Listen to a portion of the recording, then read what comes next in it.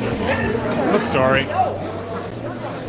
I spent the last hour and a half rewriting my clothes because you which is we're building a community with ourselves. And then Chris Scott stole mine. He wanted me to change one seasonal, and I'm like, okay, what am I going to say? Well, you did amazing last night, so whatever you said last night worked. Then we're good to go.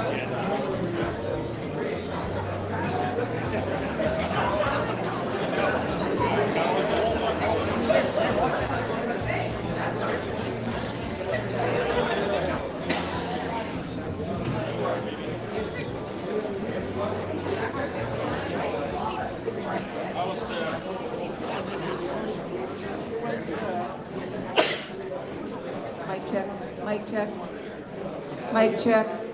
Pamela, can you hear me at the back? Is it good? It's good.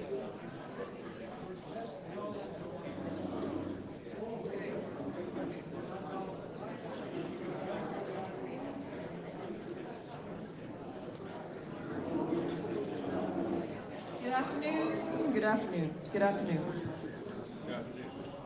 Is there a delay? Is it fine? Good afternoon, ladies and gentlemen. Good afternoon. I'd like to welcome you to Cowley, Alberta, for an afternoon learning about solutions for a new Alberta, brought to you today by the Alberta Prosperity Project, a group of grassroots Albertans with no politicians at our table, committed to inspiring, advocating, and educating all Albertans on how we can achieve freedom and prosperity through independence. This project started last year in May in an oilfield shop in Nisku, a group of hard-working Albertans who were tired of top-down, corrupt, tyrannical governments meddling in their affairs. That group of Albertans decided then and there to do something about Alberta's predicament. And from that humble, often heated beginning, the Alberta Prosperity Project was born. And here we are. I would like to invite Tanner Hnidey to start our event off with a prayer.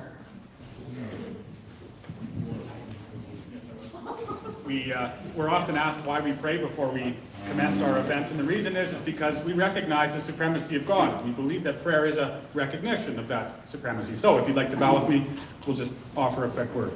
Lord, I thank you so much for this day. I thank you that all of us who are able to gather. Thank you for the warm weather and for the picture even of the splendor of the mountains that you have made. We pray that you would be with us today. You know that Alberta is suffering and we're trying to do something about it. We pray that you would lead us and that you would guide us wherever we go. So give us an enjoyable event today, we ask, and we pray that, we would just have a relaxed and fun event. In your name, amen. Thank you, Tanner. Okay, so my name's Shannon Packham, and I'm from Patricia, Alberta, which is nowhere near here. And I did get lost on my way to Stavely yesterday, but that's a story for another day. I'm a teacher, but I have not been inside a classroom since February of 2020.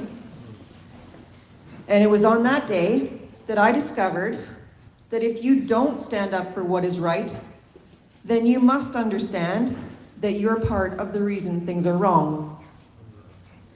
I'm also learning to trust that there is a future waiting for us that is beyond anything we may be able to grasp at this moment. After these presentations, our hope is that you'll be able to understand what is waiting for us and what we all can have. We will plant the seeds of hope and the seeds of change, and we will ask you to help them grow. So this is how our events work. We have guest speakers. I introduce them. They come up here and talk. After they talk, we have questions and answers, a question period, I guess we'll call it.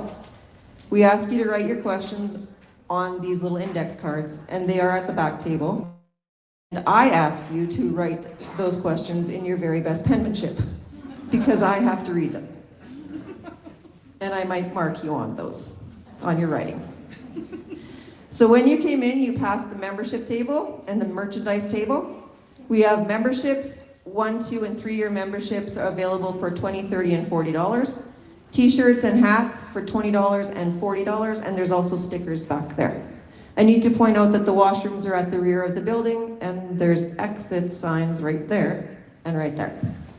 So please leave the building if it starts on fire. I don't know, it's a good idea to leave the building if it starts on fire.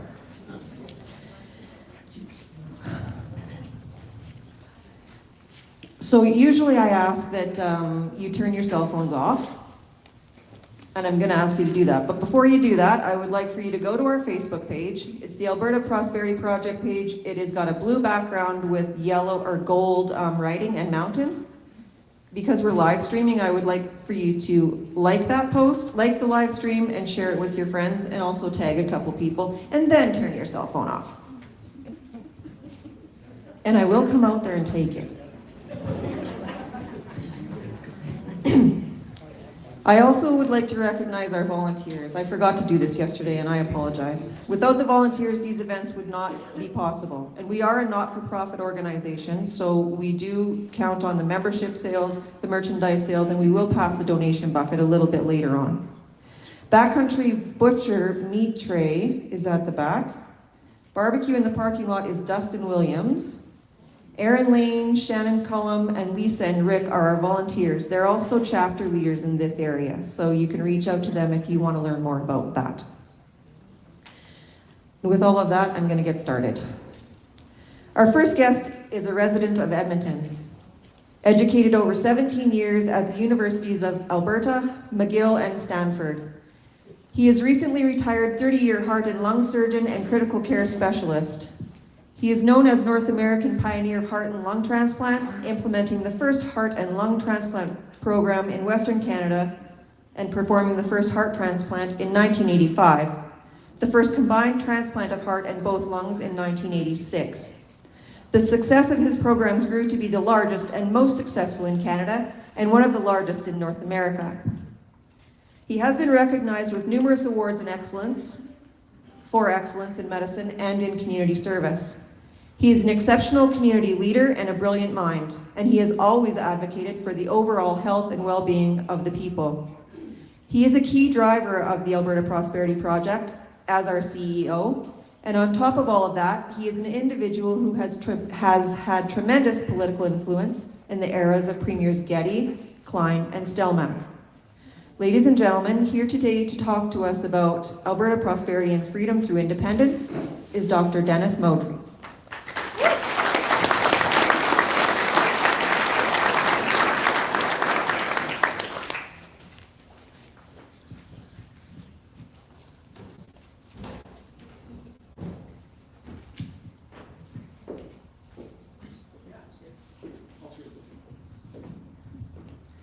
Well, howdy everybody, thank you so much for coming. Every time Shannon introduces me, I can't help but think to myself, when she talks about me spending 17 years in university, the audience must think, geez, he must be a damn slow learner. which may or may not be true. Anyhow, I'm going to start off a little different today. In 2003, I was talking to Ralph, and you know the Ralph I'm talking about. He was a good friend of mine. And we were at the annual general meeting of the Provincial Conservative Party in Red Deer, and I'd been thinking about something, and I said to Ralph, I think I've got a solution to fix the dysfunctional relationship between Alberta and Ottawa. And he says, you do? I says, yeah, you want to hear about it? He says, absolutely. So I said, well, it's based on this question, Ralph. If you were the president or the prime minister of the sovereign country of Alberta, and Canada came to you and said, well, we would like Alberta to join Confederation under the current terms and cost of membership, would you? And he looked at me and he smiled. I always remember his response. He said, to ask the question is to know the answer. Of course not. So I said to him, well, if you wouldn't join Confederation under the current terms and cost of membership, don't you think you have a moral and an economic responsibility to fix Alberta's circumstances in Confederation? He says, yeah, I guess I do. And I said, well, I've been working on a concept. Let me complete it, and then we'll go over it. So over the next few months, I drafted a document, 61 pages and long, fully referenced, that I ran through constitutional lawyers, business people, professionals, engineers, and other politicians, including Don Mazankowski, who was also a friend of mine. And I titled the document, Alberta at the Crossroads, Status Quo, Refederation, Autonomy. And then I met with Ralph in August of 2003. We spent a couple of hours in his office, and I took him through the main tenet of that document. And he said to me, would you like to present this to caucus? And I said, sure, I think that would be a great idea. And then I started working on a PowerPoint presentation with my secretary, and I got a call from the chief of staff telling me that I wasn't going to be able to present to caucus. So I said, well, why is that? And he said, well, it's because your document was about Alberta secession. It was about independence. And I said, no, it wasn't. It was a document about leverage. It was a document about giving Alberta the leverage in order to negotiate a better deal in Confederation or to chart a new path forward. Didn't matter. Do you know who the individual was? Who was the chief of staff?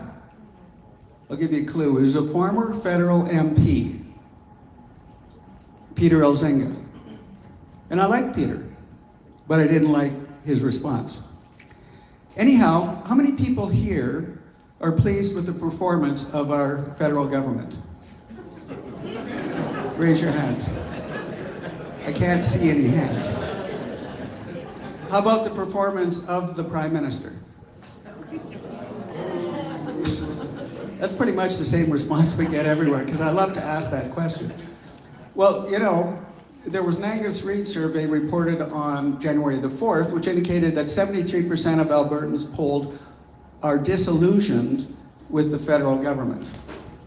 What about our provincial government? Are you pleased with the performance of our provincial government? Nope. Okay. So what it tells us, and you, is that we're not happy with government.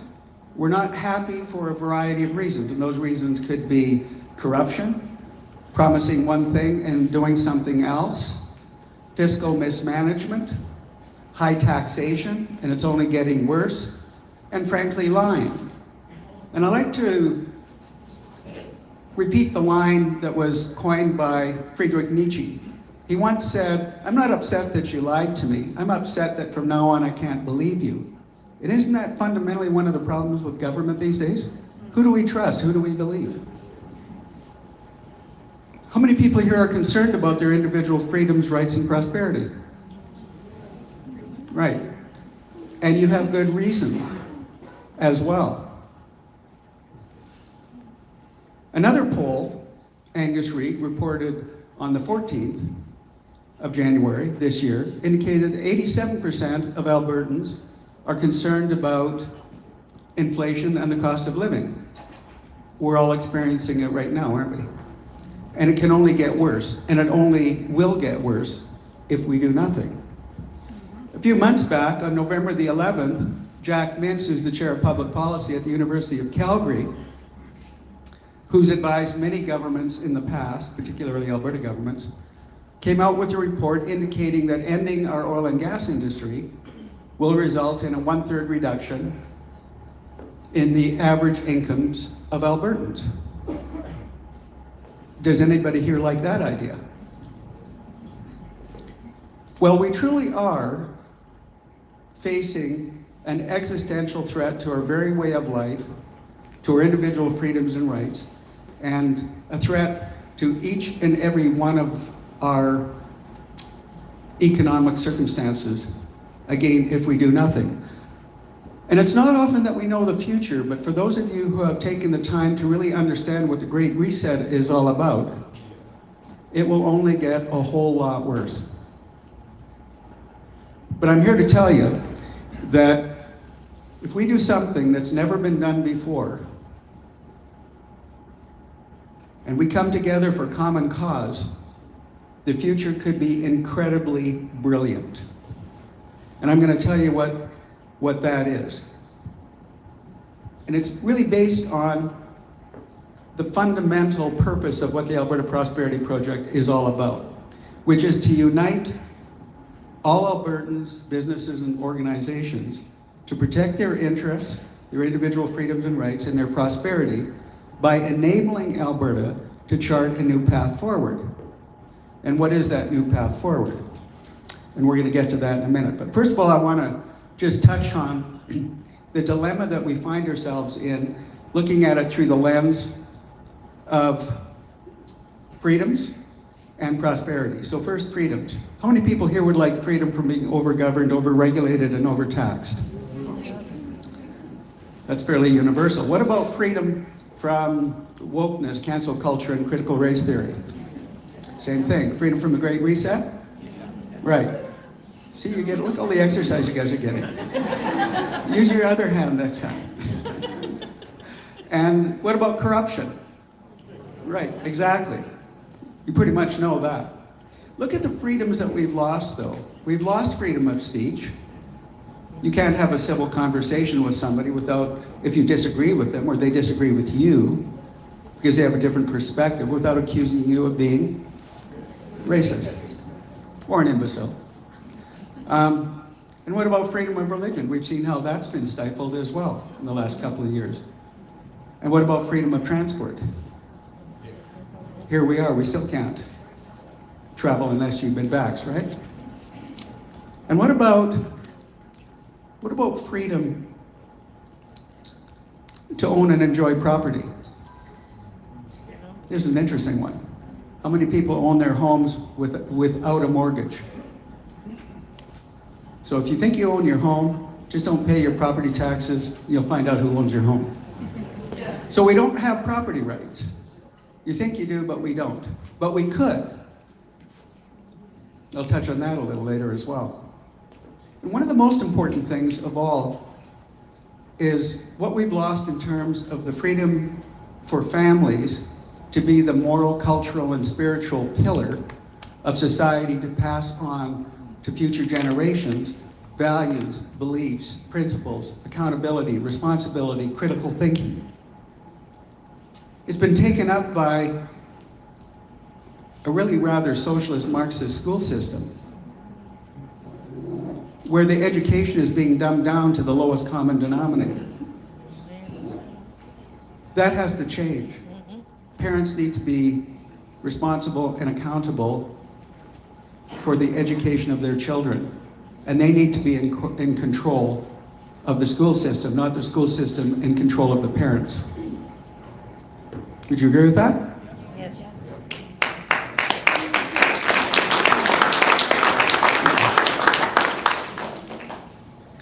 And that takes me to the issue of the Great Reset.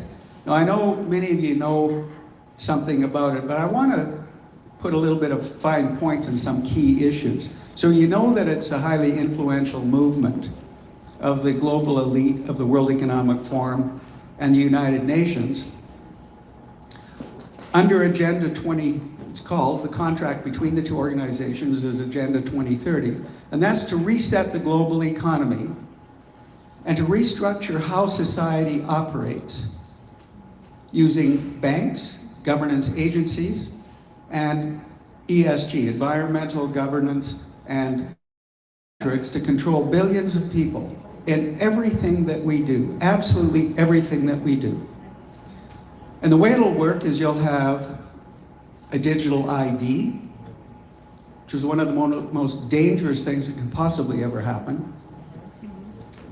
In addition to that, there'll be a digital currency, and you'll have an ESG social score.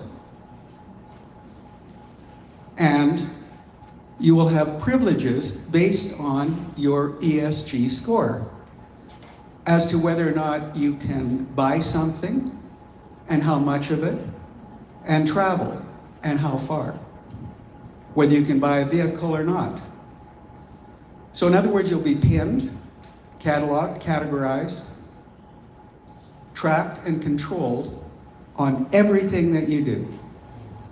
And to put a sharp point on this, as Klaus Schwab has bragged, you'll own nothing and be happy.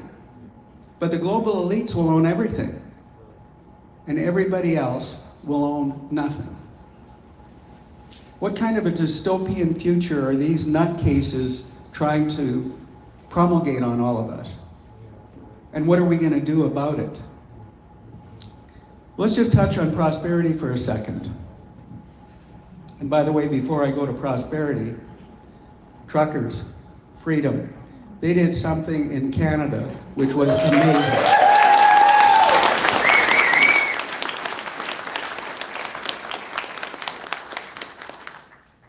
And that is prosperity in Alberta.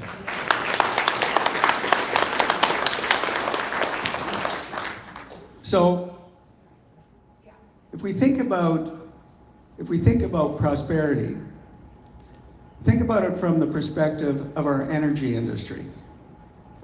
And we're blessed in Alberta. We have the world's third largest oil resource, enough energy to fuel North America's needs for 1,000 years. But in 2030, part of Agenda 2030, the intention is a 42% reduction in our energy output, and eventually phasing it out altogether by 2050, or before. We are the first region in the world to be tagged for this dramatic reduction. We'll get to that in a second as well as to why. But at the same time, we're going to continue importing oil from countries that don't have the same environmental and social standards that we do. How does that even make sense? And of course, we're vilified by the environmentalists and the eco-radicals out there because of CO2. You all know that CO2 is plant food. We only produce 0.15% of the CO2 production in the world. It's inconsequential. If we ended our oil and gas industry altogether, it would be unmeasurable in terms of the effect on terms of CO2 output. And yet, we have, at the same time, a massive carbon sink in our boreal forest, 320 billion plus trees, muskeg, agricultural lands that soak up that CO2.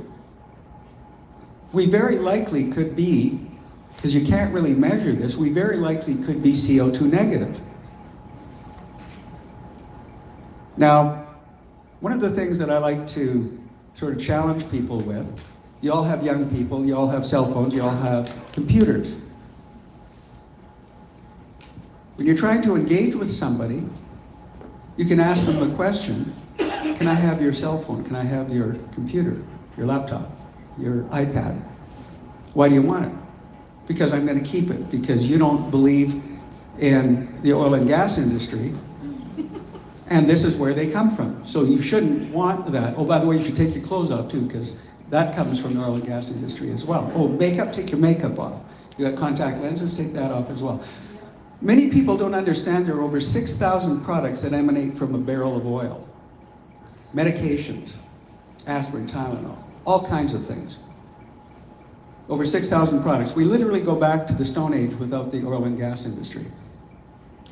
One of the things that I find quite maddening, and in terms of this whole climate argument, is that if you go back in time, and I actually learned something yesterday at a conference that I was at. The first climate alarm occurred in 1864. Since 1864 to 2022, every single climate apocalyptic prediction has failed. It has not unfolded at all. So not one apocalyptic climate prediction has ever occurred. And yet, we keep hearing these predictions of what's going to happen, and they're not happening. In other words, man-made CO2 is irrelevant. In terms of the climate, what's relevant is the sun. What's relevant are volcanoes. What's relevant are earthquakes. There are a lot of things that are relevant, but CO2 production by humans is not relevant. So, the other thing that's really interesting to know about all of this business, in terms of climate, is that how many people here have heard of Steve Allen or read the Allen Report? Did anybody know anything about that? Steve Allen is a forensic accountant. He was commissioned by the provincial government to look at foreign spending that would be used to shutter, advertise against the development and transportation of our natural resources. And between 2003 and 2019, $1.3 billion was spent to prevent Alberta from doing what Alberta could do, and that was to develop and transport its natural resources. It's unconscionable. And where do you think this money came from? Some of it came from our own federal government. Your taxes went to Ottawa. They paid the Suzuki Foundation, the Tide Foundation, and other eco-alarmist foundations to prevent Alberta from achieving the self-determination that was our privilege to do. And it wasn't just our federal and other federal and provincial governments. It was also other governments around the world, Russia and other governments. Why? And other corporations around the world. Why? Because it's a competitive world. And if you get rid of Alberta's oil industry, the oil industry in other countries will increase. They'll ship more oil, they'll make more money. Now, so here we are, we're losing our freedoms left and right. We're on the cusp of losing one of the world's largest energy resources, and for what? So the question is what are we going to do about this? What are our options? Well, we have three.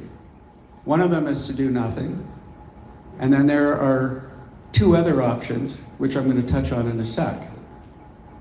What does do nothing look like? Yeah, I have a metaphor. Yeah. That's a pretty good one. That's a good one. Yeah, so the do nothing though, the S that you just said, won't happen right away, but it's coming, and it'll be more diarrheal in nature. Anyhow, so here's another little metaphor for you. Consider Alberta as a canoe on the Niagara River, and you're all the inhabitants of that canoe. And you know which way that canoe is going, towards the falls. Eventually you hear the rush of the falls. And you have a choice. You can paddle like crazy and get to the sideline.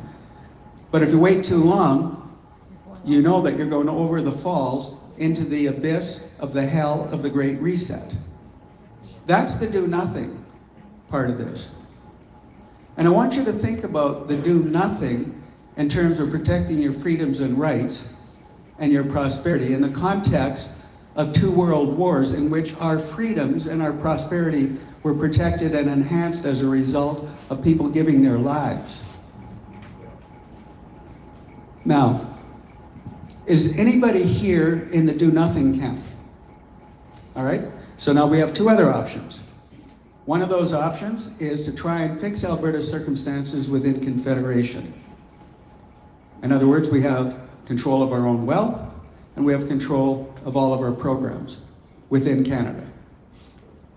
How many people would prefer that option? Okay, we have a number of people that would prefer that option. How many people would prefer that Alberta become an independent, sovereign nation? Okay. And that's pretty much the response of most of the events that we have from the audience.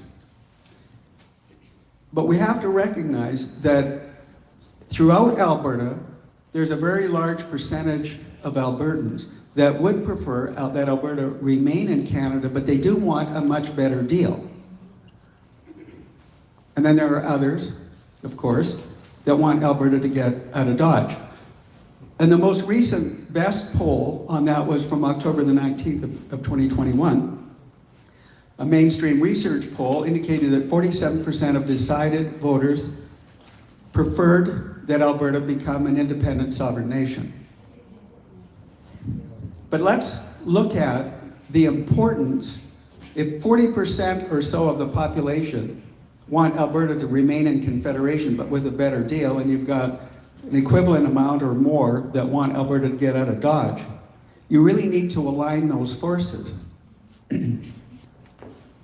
Because at present, you can't achieve either of those two paradigms. But let's look at the difficulty of fixing Alberta's circumstances in Confederation. And we'll look at it through considering ending equalization as a metaphor for ending any egregious program that harms Alberta's interests. So how many people here think that it's possible, because we had a referendum, right, in October, and 62% of Albertans who voted in that referendum were in favor of ending equalization. How many people here think it's possible to end equalization? Raise your hand. Okay, there's a couple of people, okay? Let's examine that through the lens of history, the structural electoral imbalance, and as well, the constitutional hurdles. So, first of all, you need to understand the fix was in 1904. Alberta became incorporated into Canada September 1, 1905, thanks to the efforts of Sir Clifford Sifton, who was the Minister of the Interior in the Liberal government of Sir Wilfrid Laurier. But he said something in 1904, and this is the fix. That's prescient. You need to understand what he said then to understand why we are where we are at now. What he said then was, we desire, and all Canadian patriots desire. Now, Canadian patriots in 1904 were those people living in the regions of Quebec and Ontario. So we desire, and all Canadian patriots desire, that the great trade of the prairies is Alberta's wealth, that the great trade of the prairies shall go to enrich our people, where? In the East. To build up our factories and our places of work, and in every legitimate way contribute to our prosperity. No mention of the prosperity of Alberta. We started as a colony, September 1, 1905. 116 years later, we are still a colony, and we still continue to be pillaged and plundered for the benefit of the East. When will we ever learn? Now, think about this. In 116 years, not one federal government, not one provincial government has ever protected Alberta's interests or Alberta's prosperity, which is why we are on a nosedive. Now, if you think, just knowing that little bit of history, there's a lot more that we could talk about, that you still think it's possible to end equalization, let's look at the structural electoral imbalance. We do not have representation by population, and even if we did, it wouldn't matter. But for the record, Prince Edward Island gets to elect one MP for every 40,000 population. Alberta gets to elect one MP in the House of Commons for every 130,000 population. Quebec, one in every 108,000 population. And it's no better in the Senate as well. So what does this mean? It means two things. Every federal election will be decided by voter-rich Quebec and Ontario. And number two, it does not matter the federal party in power, because they will always pander in order to be elected and to remain in power to the wishes of Quebec and Ontario at Alberta's expense. Very important to understand. Now, if you still think that you can end equalization by knowing that little bit of history and the electoral imbalance, let's look at where the rubber really meets the road, which is the constitutional hurdles to end equalization or any egregious program that harms Alberta interests. So the first constitutional hurdle is that you have to have a majority vote in the House of Commons to open the Constitution and change it. That has to then be ratified by the Senate. Third, it then has to be ratified by 7 of 10 provincial legislatures representing 50% of the population in Alberta to open the Constitution, to change it, to benefit Alberta. And how do you think Quebec would vote, given that they get 2 of every $3 of equalization? You know the answer to that. And more than that, the fourth hurdle is Quebec believes that it has a veto, even though they never signed the 1982 Constitution.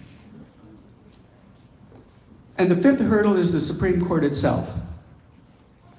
Constitutional battles are decided by the Supreme Court. Just a conventional lawsuit in Alberta or any other province that doesn't involve the Supreme Court takes years to resolve. Any of you who've been involved in any litigation will know that. Supreme Court battles take decades. How many decades is it to 2030? Not even a decade.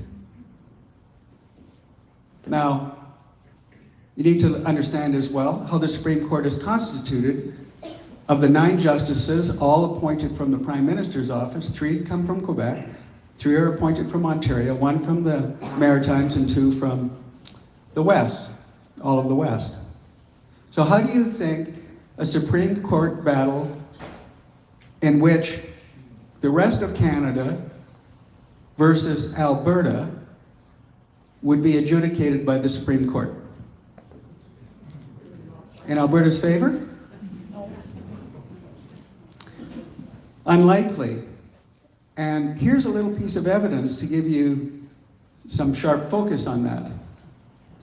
The Supreme Court had to twist itself into a bloody pretzel in order to approve a carbon tax which was totally against the Constitution in terms of provincial rights to develop and transport natural resources. More than that, there have been 2 attempts to change the Constitution. One was Meech Lake and the other was Charlottetown Accord, and they both failed. So here we are, and for those who would like Alberta to remain in Confederation, those are the challenges in order to fix Alberta's circumstances in Confederation. And in order for Alberta to become a new sovereign constitutional republic, there's a challenge there as well. How can we align these 2? Well, it goes right back to how I started this conversation with you this evening, my discussion with Ralph. It's the issue of leverage. And that's what I was proposing to Ralph. When I wrote that document, I said, Alberta at the crossroads, status quo, refederation, autonomy. Status quo, you're going over Niagara Falls. Refederation meant fixing Alberta's circumstances in Confederation. Autonomy meant Alberta becoming a new independent sovereign nation. The key issue was leverage. And what is the only leverage that Alberta could have to negotiate from a position of strength with Ottawa and the rest of the provinces? That is a successful referendum on independence, because that gives Alberta the moral and, even more important, legal legitimacy to chart a new path forward. So how would it work? This way. So a government is elected in 2023 that is committed to protect your individual freedoms and rights, your prosperity and your self-determination. And will hold a referendum on independence. So that party, forming government, as a first piece of legislation, implements what could be termed the Alberta Sovereignty Act, the Free Alberta Strategy with Rob Anderson, Barry Cooper, and Derek Fromm have the same concept. Implement the Alberta Sovereignty Act. Well, what does that do? Well, it facilitates the more rapid implementation of taking control of policing, pensions, immigration, employment insurance, and provincial tax collection. And setting the stage for the collection of federal taxes at some point. But in addition to that, it also sets out new regulatory framework for ATB and credit unions in Alberta. Why is that important? It's important for all of you because it will then prevent CRA and the federal government from confiscating your money. It protects you from CRA. She thought I was thirsty, but I need a drink, but not that one.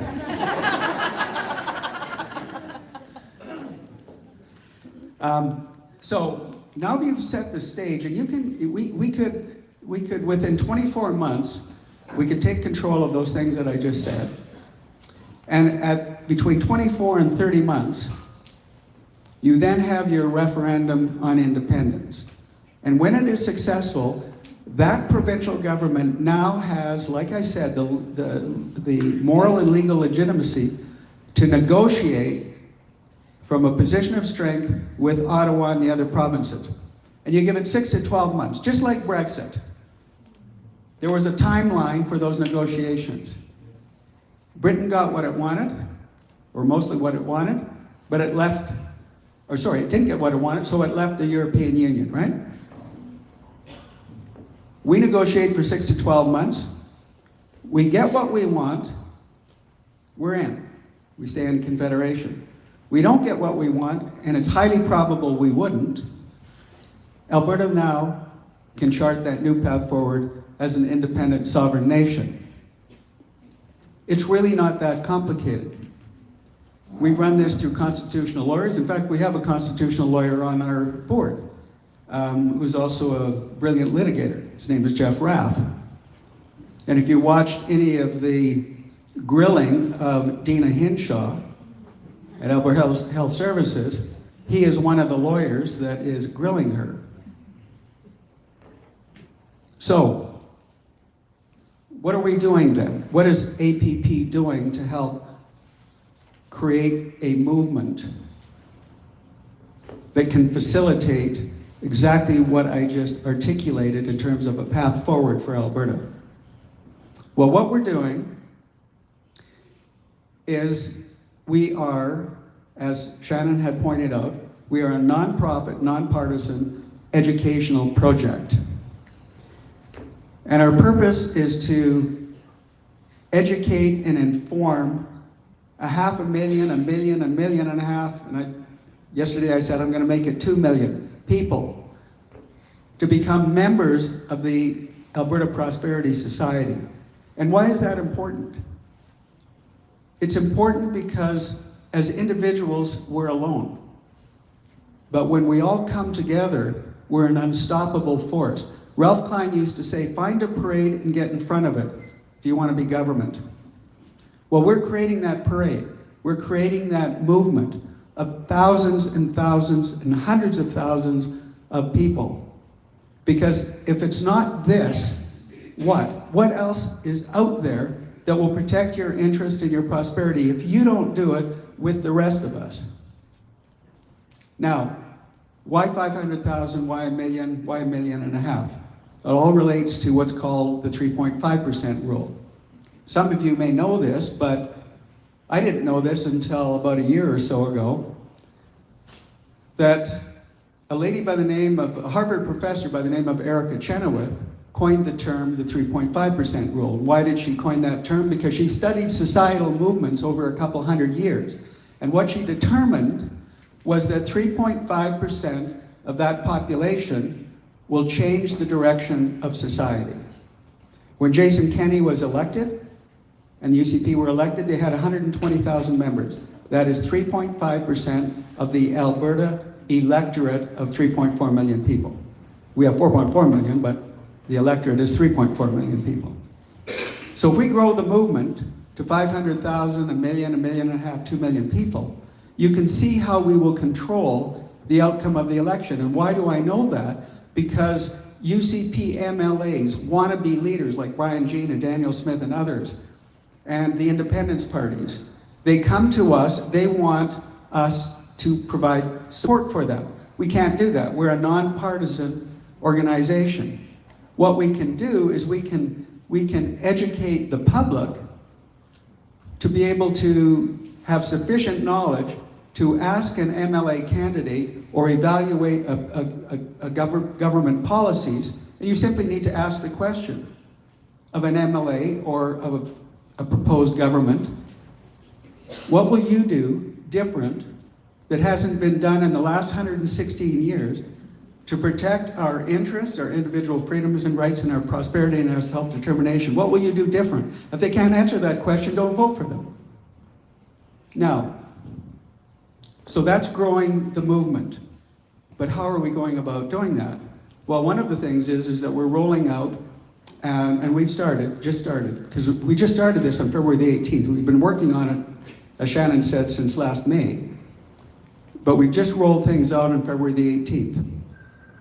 And as of just a few weeks ago, we have engaged with, we were negotiating with them for quite some time, an international marketing and advertising company to use every media platform possible, social media, legacy media, Touch Broadcasting Canada, Rebel News, Western Standard, etc., True North, all of these organizations to help us get the message out.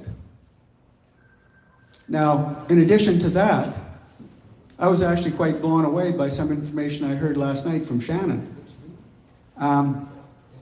My thought was that we would set up these educational chapters throughout the province. And these educational chapters would be hubs to help spread the message of hope, coming together to protect all of us. And I thought throughout the year, we maybe set up 90 to 100.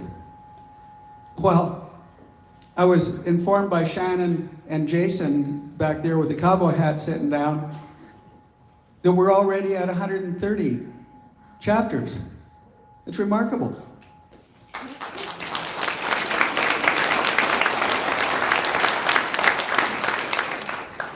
And I'm told that we'll probably have 250 by the end of May.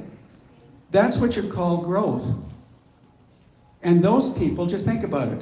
If each one of those chapters has 10 members, and each member is challenged to do one thing, and that is to sign up 100 members. Well, if you had just 200 chapters, that's 200,000 members right there. So you see how this movement is growing. It's growing exponentially, and I'm really excited about it, because I don't know of anything else that's going to protect us other than apocalyptic events that occur in every socialist country in the world, and the rest of us are safe. But that's not going to happen. You know that's not going to happen.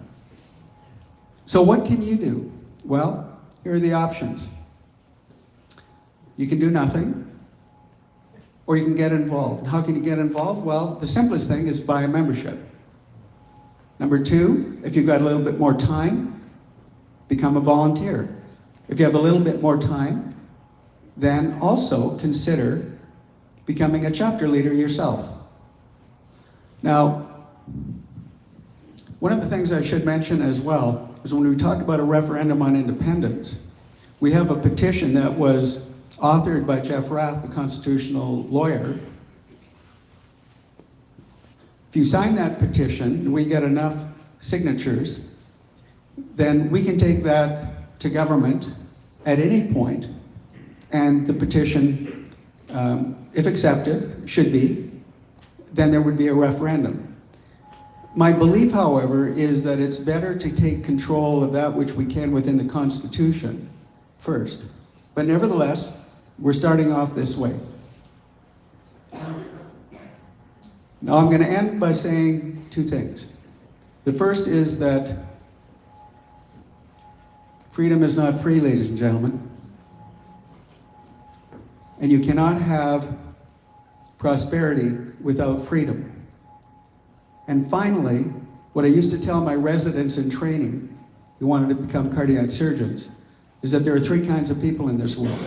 Those who make things happen, those who watch things happen, and those who wonder what the hell happened. So you gotta ask yourself, where do you fit in those three categories? And I hope it's not watching things happen. I hope it's making things happen. Ladies and gentlemen, thank you for your attention.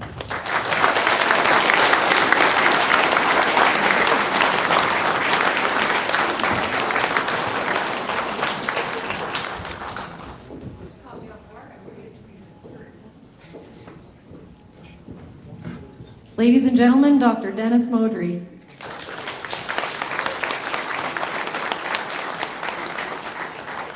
I do have quite a collection of these questions, so the index cards are at the back table if you think of something while the presenters are talking up here. Our next guest is from Lloydminster, Alberta.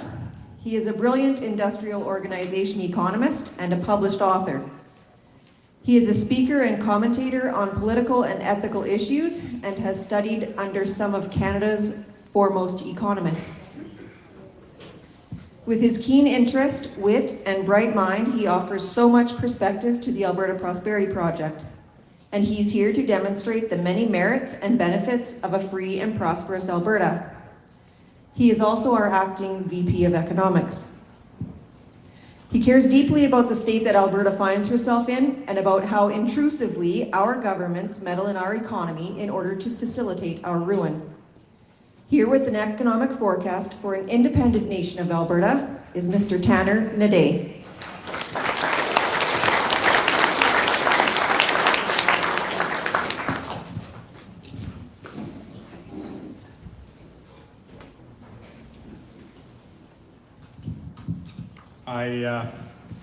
I have a joke that I've told before, but it works so perfectly for my topic this afternoon.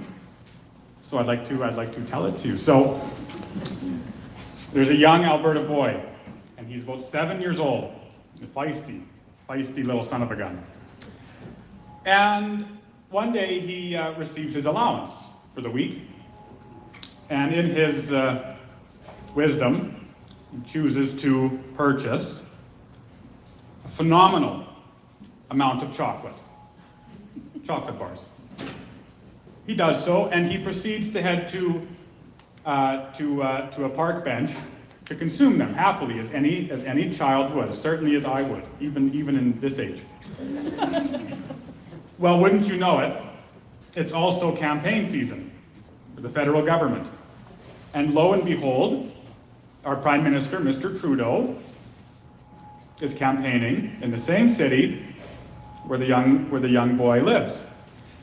And wouldn't you know it, fate would have it, Mr. Trudeau actually is walking through the park with his entourage as this young lad is chomping on all of this chocolate. Well, wanting to project an image of caring and health, our Prime Minister sees an opportunity. And so he turns around to his entourage and he says, "Get the cameras rolling, I want this on film." He walks up to the young boy and he says, "Excuse me." And the boy says, "Yes." And Mr. Trudeau goes, "Do you know how much chocolate you are consuming? You're eating perhaps the most chocolate I've ever seen someone eat. It's unhealthy for you, very unhealthy. And if you continue to do so, I fear you won't live very long." And the Alberta boy looks back at him and says, "Nonsense, utter nonsense, Mr. Trudeau. My grandfather lived to 97 years old. And Mr. Trudeau replies, wow, 97?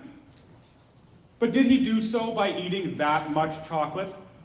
And the young boy looks back at him and says, no, he did so by minding his own business.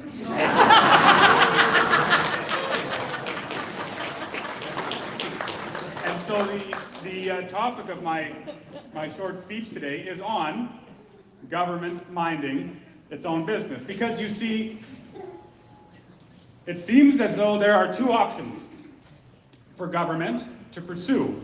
Even thinking about this fictional story with this young boy. You see, the government either could leave the boy alone and let him go about his day, allow him to eat what chocolate he wants, or the government can regulate for the boy's benefit and health and safety, and they can put a ban on chocolate, or they can put a restriction on how much chocolate children under the age of 18 can eat, etc. So I want to detail for you two options that we as Albertans have. On the one hand, Canada. And on the other hand, an independent Alberta. And of course, we'll relate this to economics. What I mean to tell you is, in the first place, Canada is heading towards a central or a centrally planned economy. And you and I both know this, but let me give you some examples to show you. Firstly, housing. As you know, the prices of homes have skyrocketed. They are soaring. In large part, the reason for that is because of interest rates. Over the last while, interest rates have been held artificially low, really low, too low. But of course, when interest rates are that low, it tells you, it signals to you, rational individuals, that it's time to spend. In a sense, it almost pays you to spend. Of course, on the flip side, when interest rates are high, it pays you to save. Now, as you know, individuals in government are self-interested. And so they thought it was in their self-interest to drag that interest rate as low as they could, so that Canadians would spend and spend and spend, and it would look like the economy was booming. It looks good on paper to have every individual in the country own a home. And so you see they're manipulating the market in that way. Secondly, of course, energy, particularly green energy. At your pleasure and at your will, you can open up any document you please on the internet from the federal government that details their energy plan, specifically up until 2030, but even beyond that. But of course, 2030 is the number they seem to cite most often. 30% reduction in gasoline-powered vehicles here, 25% cap on emissions there, only for oil and gas, not for cement or forestry or steel, which are Eastern enterprises. More windmills, no more oil and gas, etc., etc., etc. And you can see all of this, and of course it's all in the name of combating climate change. And so what they really are saying is that Canadians are so excited to go green that they have to force us to do so. And then of course, food. Yesterday we were in Hnidey, which was a fantastic event, and I spoke about fertilizer. And as you know, the government has just released a policy that states that they are going to reduce the amount of fertilizer that Canadian farmers can inject into the soil by 30%, to start at least, in an effort to combat climate change. Even though literally crops chew on nitrogen for food, they need that fertilizer. But again, the government, in their wisdom, has decided that combating climate change is more important than feeding Canadians. And these are just 3 examples of how the federal government is centrally planning the economy. Quite simply, they're saying, we know better than the market. And so let us take control and allocate goods and resources as only we know how. That's what they're saying. And that's where Canada's heading. Now, on the other hand, we have an independent Alberta. And what can happen in an independent Alberta? First, housing. Put simply, the government's monopoly on the money supply must be at once removed. The government's ability to freeze bank accounts, individual bank accounts, must be totally destroyed, and the government's power to set interest at artificially low levels must be forever confiscated from the hands of self-interested bureaucrats. For obvious reasons. It's self-evident, in my opinion, but for a quick explanation, because when you do those things, you free up the market. And when you free up the market, you let what Austrians like Hayek and these old economists say, you let information into the market, and you let people know what they should do, so to say. Energy, what would you do about energy in an independent Alberta? It's simple, you free it up. Free it up, free it up, free it up. If power companies want to generate base load electricity using coal, as they should do, because that's the efficient thing to do, let them do so. Free it up. They should not be restricted. If I want to drive a diesel without being taxed into oblivion, I should be able to do so. I should be free to do so. If a power company wants to generate power with natural gas or with coal, they should be free to do so, and not subject to unjust taxation or restriction. Free it up, free it up, free it up. And the reason for that is because burning fossil fuels is not immoral. It's a blessing. Using fossil fuels is a blessing, and it's a privilege.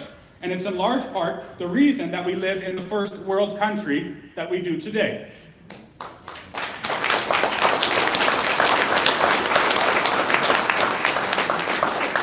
And what about food? Again, the answer is, it's so simple.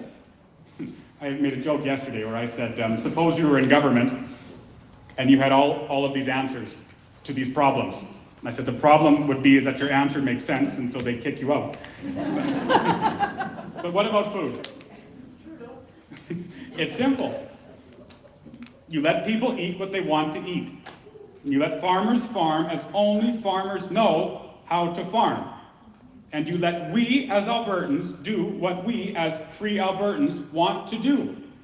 So, it's utter nonsense that there's a 30% reduction in fertilizer coming, especially as natural gas prices, considering natural gas is critical for producing fertilizer, is rising. And because the federal government has also introduced restrictions on Russia, who imports a substantial amount of fertilizer for Eastern Canada. The whole theme is you free it up. You free up the market. On one hand, as Dr. Modry spoke, we have Canada, the Niagara River, heading towards a totally centrally planned economy. On the other hand, we have an independent Alberta, which is paddling away from that and on to safety, to the shore, where the markets are free. We have 2 options. Now the question is, which option is superior? At the APP, of course, we're staunch advocates of the free market. But why? Why? And having recently graduated from university, I can tell you students are asking that question, and the answer is not as clear to them as I think it should be. So why pursue a free market? Why do we want a free market? I have on my wrist a watch. No one in this room can make this watch. No single individual, in my opinion, in the world can make this watch. It's made of wood, actually, but there's a couple of metal pieces as well. And you say, why can't a single individual make this watch? Here's why. Think of all the components in this watch. Let's begin with the wood. It's a wood composite, but for simplicity, let's say it's nothing but wood. First, you have to fell a tree.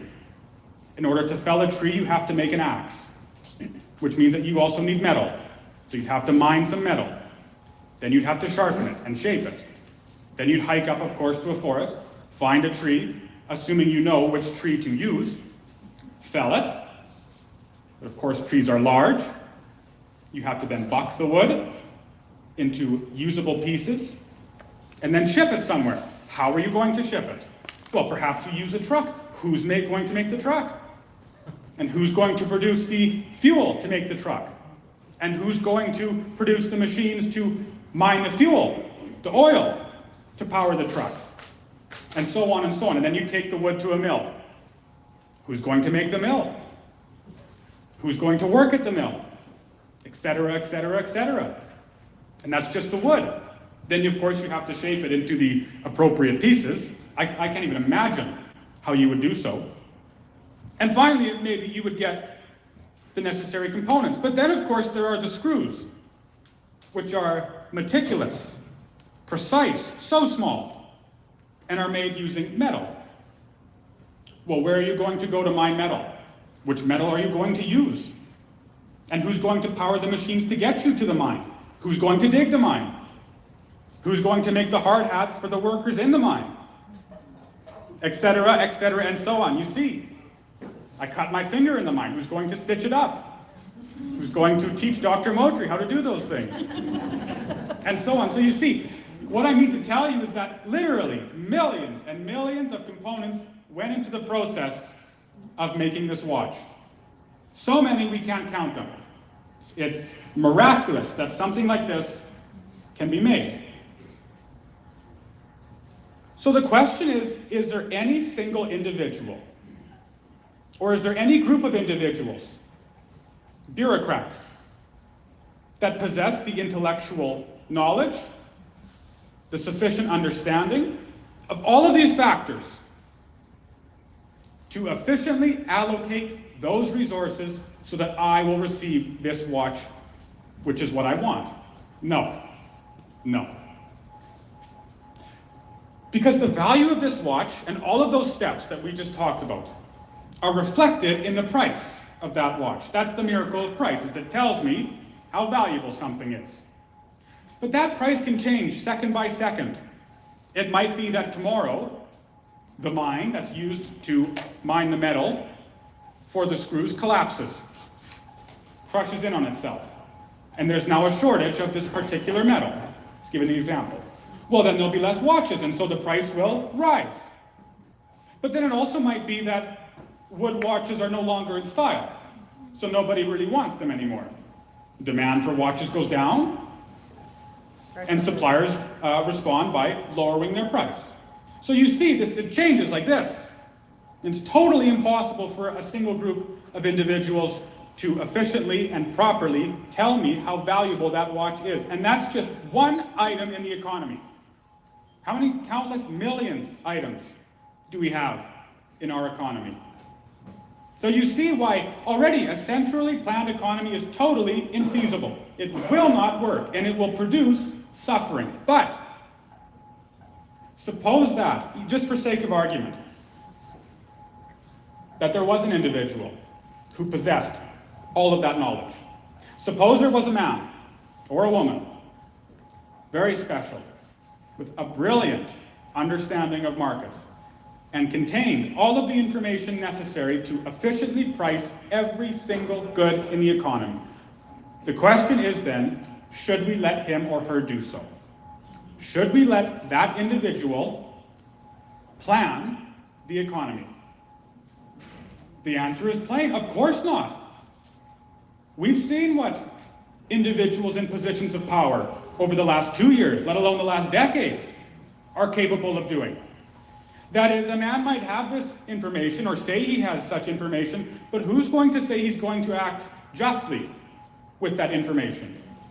You see, one of the other wonders and glories of the free market is that it's a protection against tyranny, because it takes power away from those who are powerful. And so in this, in my opinion, free markets are totally superior. To reiterate then, on one hand, we are heading towards this socialist New World Order economy, where you're given what you're given and you're happy. On the other hand, we have an independent Alberta, free markets, a place where you're free to choose what you want and what's best for you and for your family. A place where it's constitutionally enshrined that government does not know better than the family or the individual, and as such needs to stay out of the market. And it's once all of these things are accomplished, once oil and gas is freed up, once farmers are able to farm the way they should be able to farm, once interest rates appropriately reflect the nature of the market as it actually is, once the government is out of the market entirely, it's then, and then alone, that I will have the sufficient confidence and absolute confidence to say that I, as an economist, can guarantee that Alberta would be one of the richest, wealthiest, most prosperous nations in the world to work, raise a family, and enjoy a life. Thank you.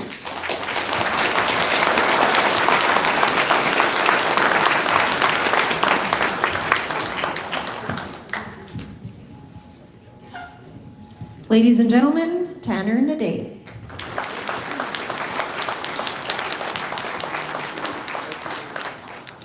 Our next guest is a very well-known, courageous defender of rights and freedoms. I've heard him speak on many occasions, and I can tell you that the energy he brings when he gets onto the stage will spark a passion in you that you will want to be part of the righting of all of the wrongs that have occurred. He has been standing strong and sacrificing so much for the well-being of his family, his friends, and for perfect strangers. He made the journey to Ottawa, where he joined the front lines in the convoy for freedom to end all mandates. He advocates for the truth and freedom for all Albertans everywhere he goes. And from what I've been told, he makes a pretty good pancake. Ladies and gentlemen, from the Whistle Stop Cafe in Mirror, Alberta, Mr. Chris Scott.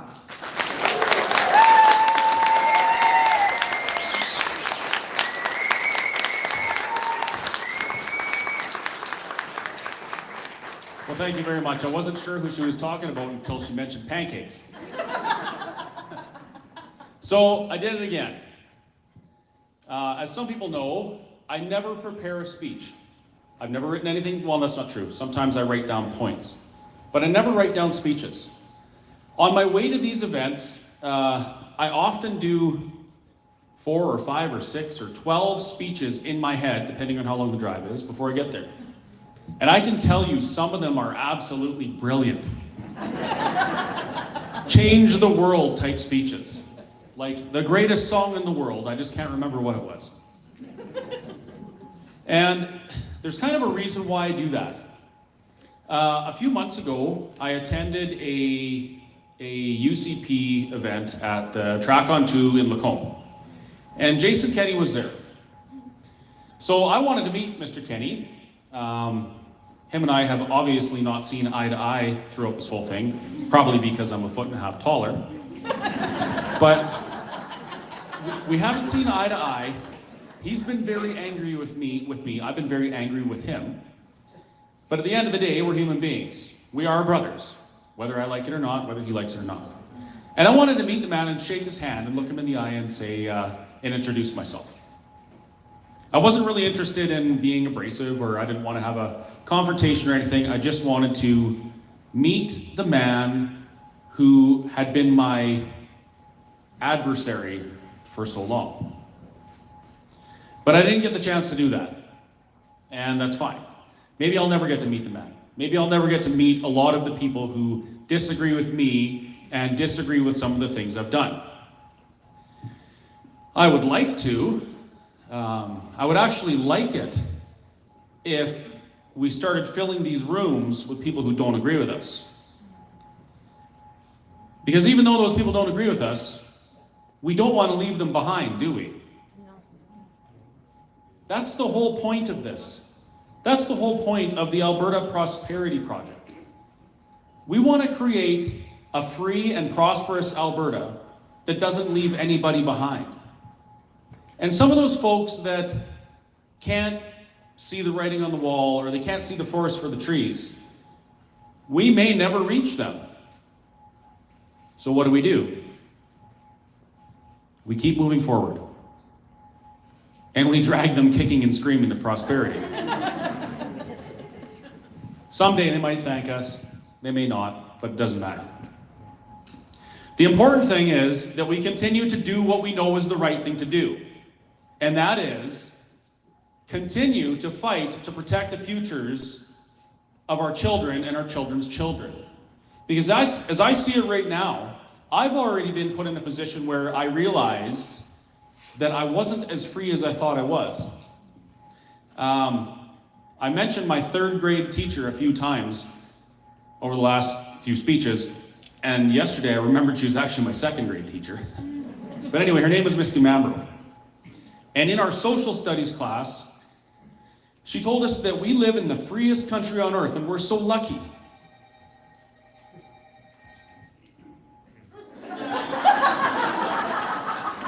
Just kidding. We're so lucky. People fought and died for our freedoms so that we didn't have to.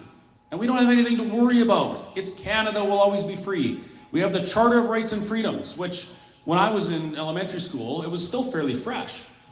Constitution Act 1982, that's not that long ago. So I went through school thinking, we live in a free country. Every time somebody asks you not to do something when you're a kid, what did you say? It's a free country, right? Try saying that to the RCMP when they're chaining your building shut. So I found out that I live with the illusion of freedom. If a government, specifically an appointed official, can write something down, sign her name on it, brush her bangs from her forehead, and take away my rights, did I ever really have them in the first place? Now, those that don't agree with me very frequently break their keyboards by typing, "You haven't lost any freedoms." And they're so mad at me because they believe in this illusion of freedom. They believe what their teachers told them. They believe their university teachers when they say, "You'll always be free because it's Canada." I found out the hard way that's not the case. I found out the hard way that my forefathers and your forefathers, who by the way are, memorialized less than a block from here in a park. There's actually there's a big rock over there with all the names of the people in the area that served. So I would encourage you, once you leave here today, go visit that park and read those names. Mothers, daughters, sons. Their names are there because they gave up their lives for our freedoms. And when you read those names, I want you to remember them as best you can, and remember that your responsibility, your thank you to those folks, is that you continue to fight for our freedoms so we don't lose them. Because if we don't, if we allow this own nothing and be happy, no property, government picks our jobs, tell us what we can eat, which is bugs right now, by the way, they want us to eat bugs. And I've tried some bugs in Colombia. They're not that bad, but I don't want it to be my main diet. If we don't do this and continue to fight for the freedoms that people gave their lives for, we may as well go and kick those things down. Because in doing so, if we allow our apathy and our comforts to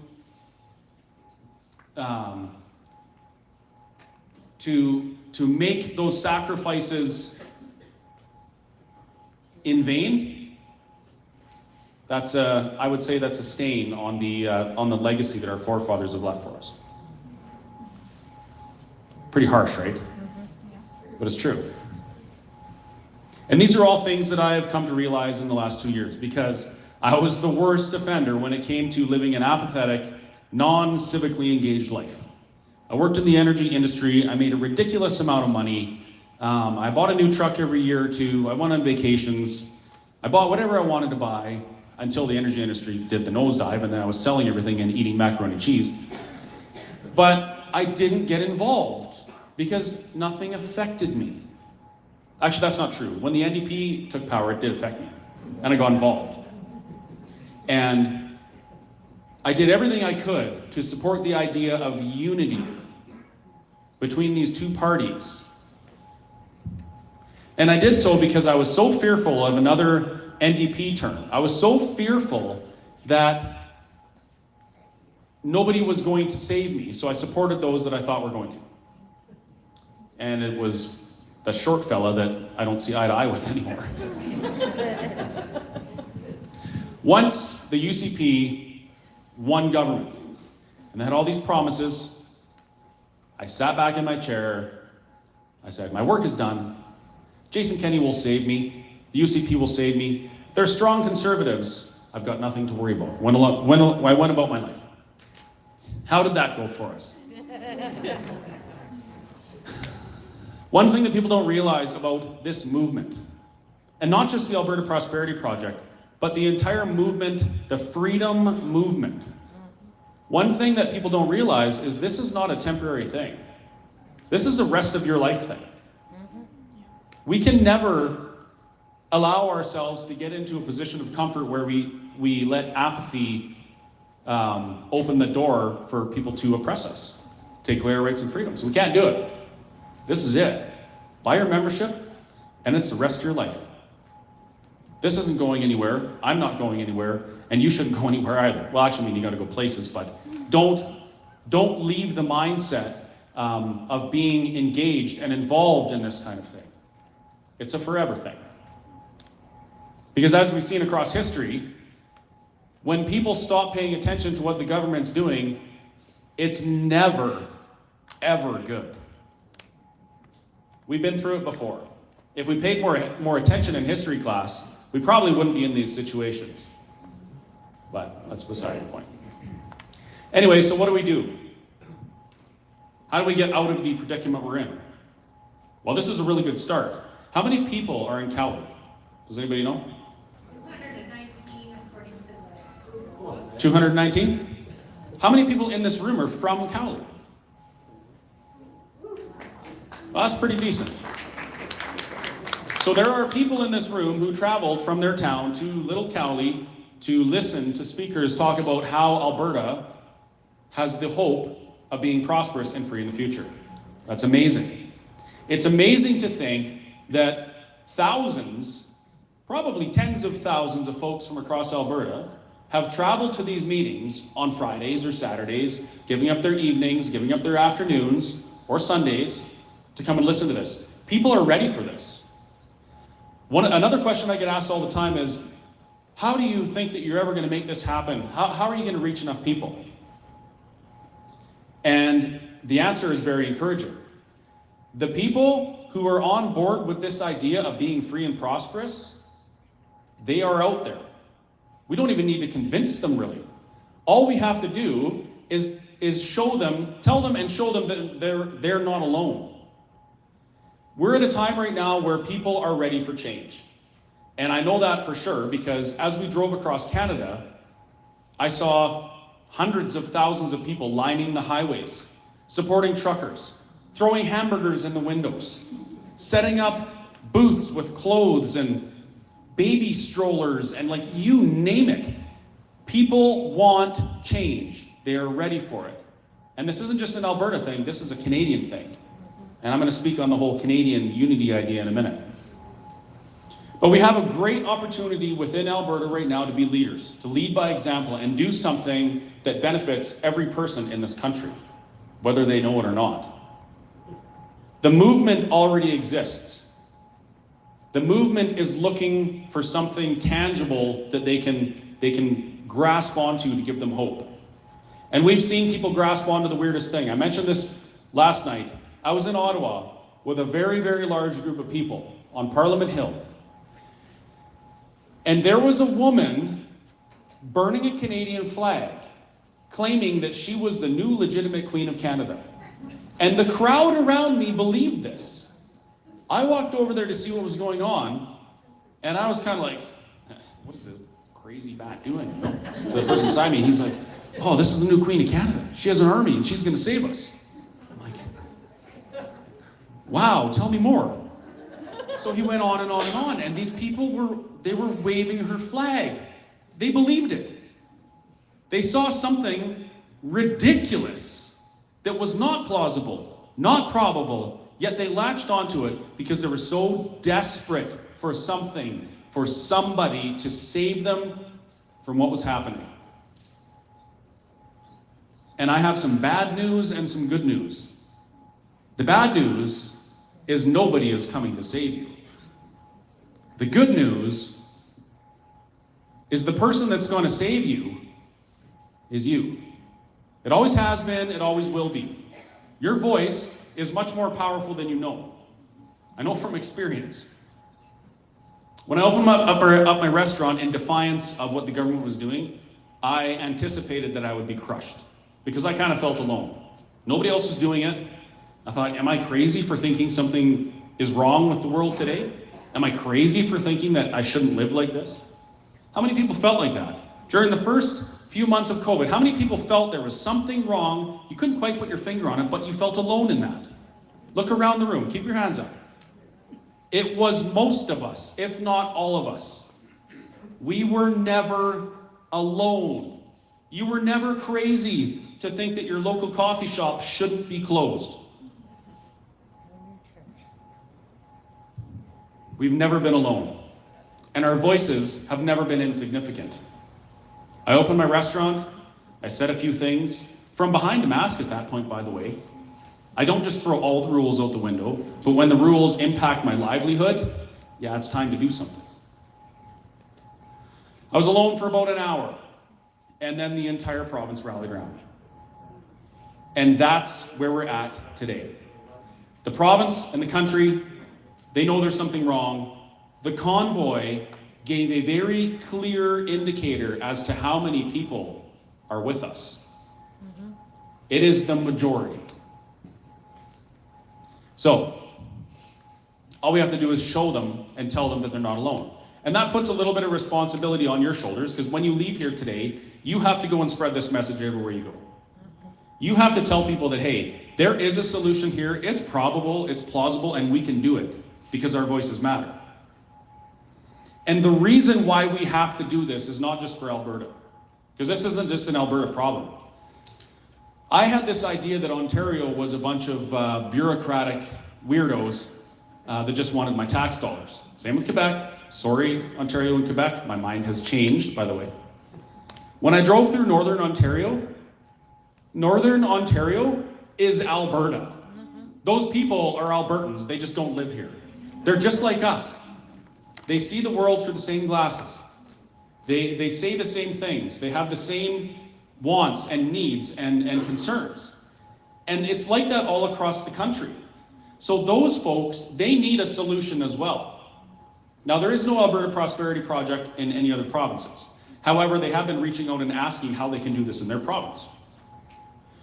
So part of the responsibility we have to those people who unified across Canada to make the convoy happen at a moment's notice with no planning, who raised $30 or $10 million 3 times, and forced almost all the provinces to drop their mandates. The responsibility we have to those folks is to be leaders, lead by example and show them the way. Because when we do, when we create a free and prosperous Alberta, where we're free of those things that Dennis mentioned that none of us want, they are going to see that. They're going to see a path forward and they're going to take it. Because we are not alone. They are not alone. And we have a responsibility as human beings to do everything we can to help those around us get out from underneath that own nothing and be happy. And if we have to be an independent nation in Alberta and blaze a trail like that and be leaders, then that's what we do. And that's how we unify.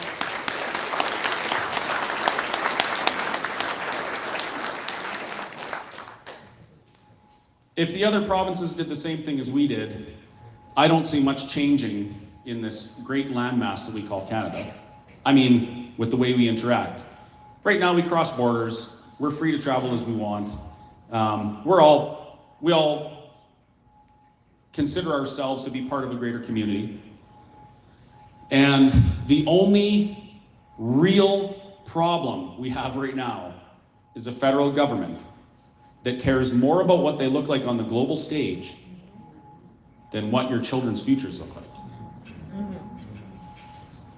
So, if anybody asks you or calls you out saying, the Convoy unified Canada, how could you possibly want to separate it? That's your answer.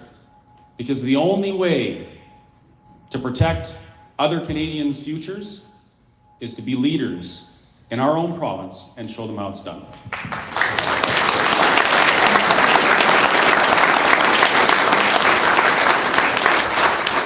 So I had more. That was a completely different speech than what I came up with in the car on the way here. But I'm going to try and remember my last speech, which was the best speech I've ever done, totally earth-shattering. And I'm going to try and deliver it at the next meeting. So be there or be square.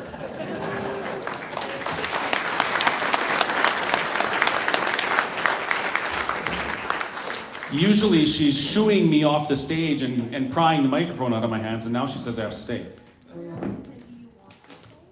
Oh yeah, I'll stay. I appreciate that. You want to sit really close to the ball? He doesn't want to sit comfortable. Tough crowd. See, this is like herding cats sometimes. It's like being in kindergarten because they don't really know what they're supposed to do or when. Because we're independent.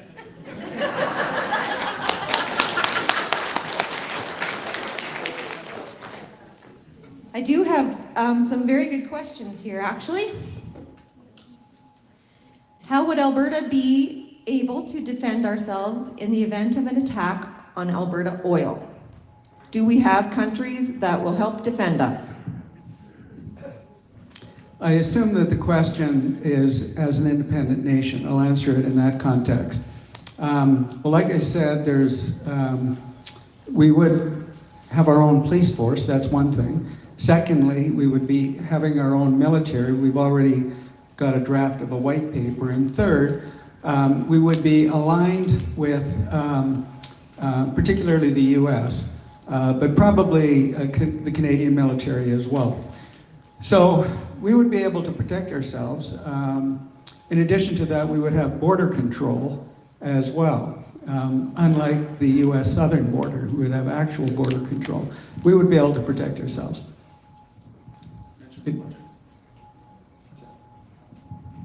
So I actually looked into this during another event, and I found out that the entire annual operating budget for the Canadian Armed Forces, I think it was $23 billion. That's not really a lot considering we spend how much in equalization a year, Tanner? A lot. No, it's six billion per year. Yeah, $6 billion a year. So the numbers kind of suggest that we would be able to build up a military probably fairly easily. The other thing to consider is with a huge portion of our trade going south, it is 100% in the United States' best interest to take care of their little brother up here, or little sister, whatever you prefer to call us. So our allies and our friends around the world, through international treaties, would definitely aim to protect Alberta.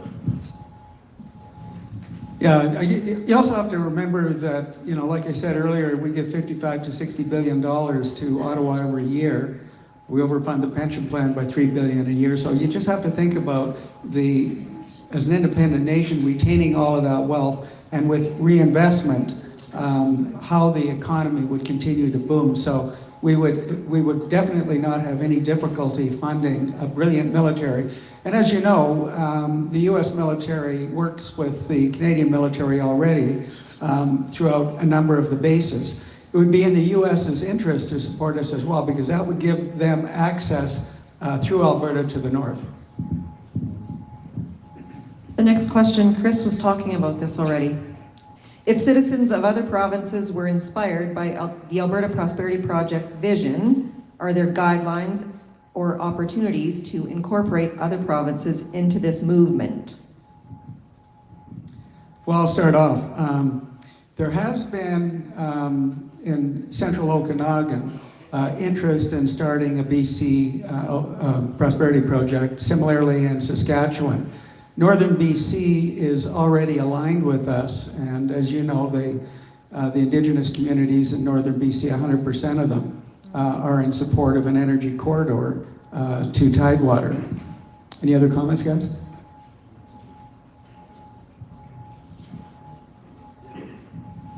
Can you read that question one more time? Put it in the envelope. Just to show. Just in case I was If citizens of other provinces were inspired by the Alberta Prosperity Project's vision, are there guidelines or opportunities to incorporate other provinces into this movement? Two things. Number one, they already are. We are encouraging them to do this. Number two, the movement already exists.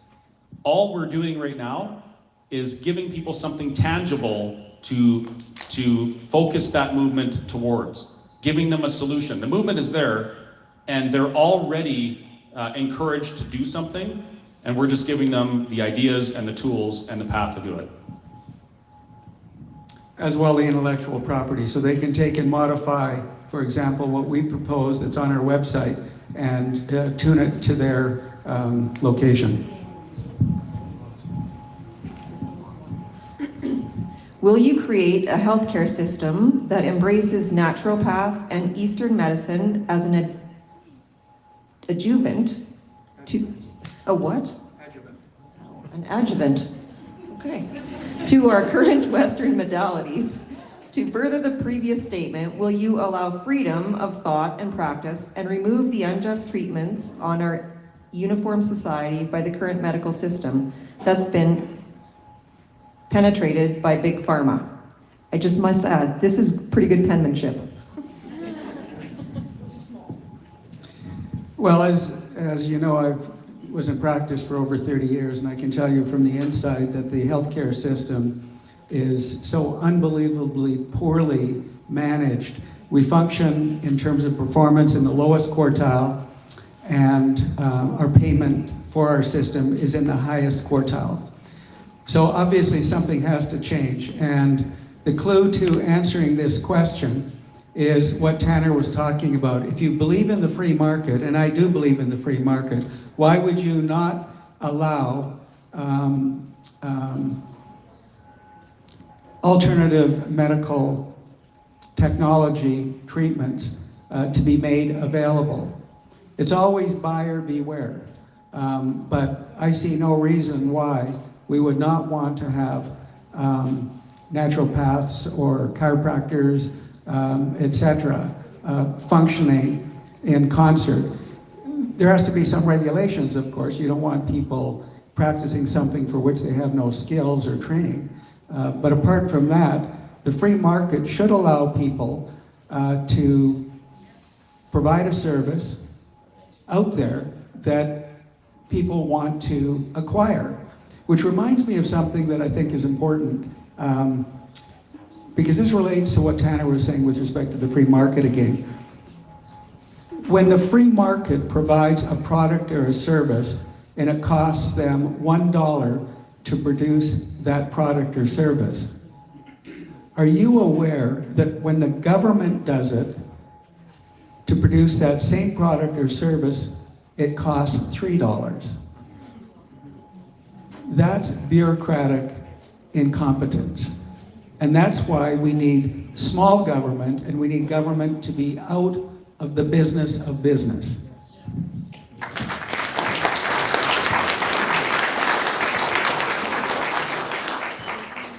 Will the Alberta Prosperity Project be for or against crow's nest coal?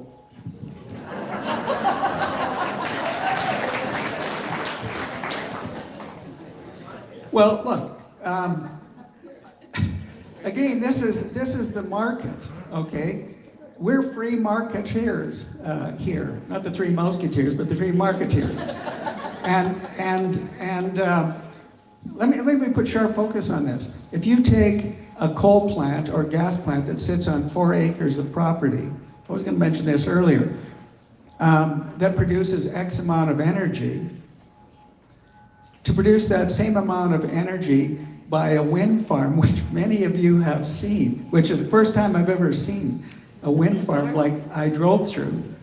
But to produce the same amount of energy as that gas plant or coal plant that sits on 4 acres, you've got to put those wind turbines on 2,500 acres. So I don't know. I'm just curious. You know, for those of you who live in the area and are living around these massive wind turbines that can't be developed without the oil and gas industry, how do you feel about them? Does anybody like them in their neighborhood? You know, I mean, you know, maybe there's a role for them somewhere where nobody will ever see them. But gee, you know, you've got these beautiful foothills and mountains. You know, to me, it's not that aesthetic. Okay, so having been in the energy industry for almost 20 years, I am very, very well aware of how tightly regulated and stringent our environmental practices here in Alberta are. And when it comes to coal, I'll stick my neck out and say, yes, I absolutely would support coal. And the reason I will is because Alberta has been a world-class leader in coal technology for years. We have the cleanest coal plants on the planet.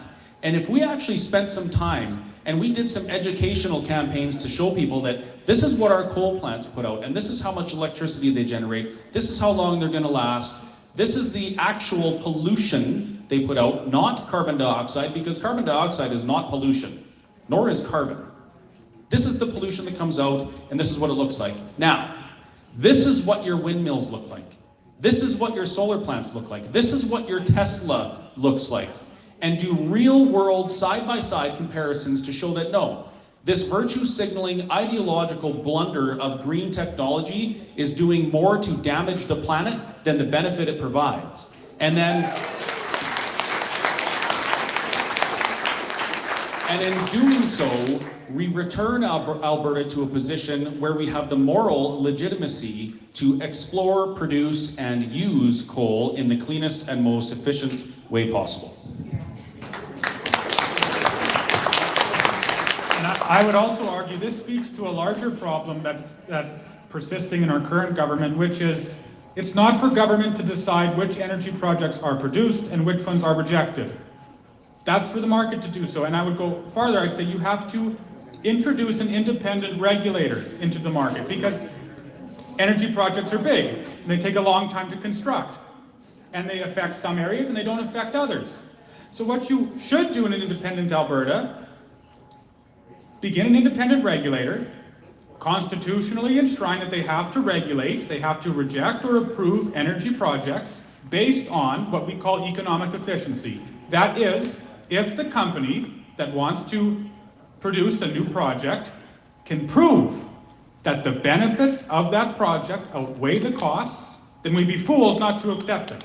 If, on the other hand, the costs of that project are greater than the benefits, then we'd be a fool to accept it. But what you do is you take the power out of the politicians' hands to decide which projects are constructed and which ones aren't. Because as you and I know, politicians are self-interested, and they're going to go for votes, not necessarily what's in the interests of Albertans.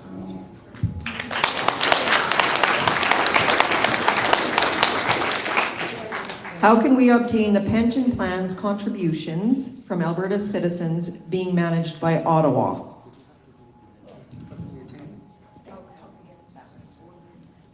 Well, that's a very good question. How can we get the pensions back?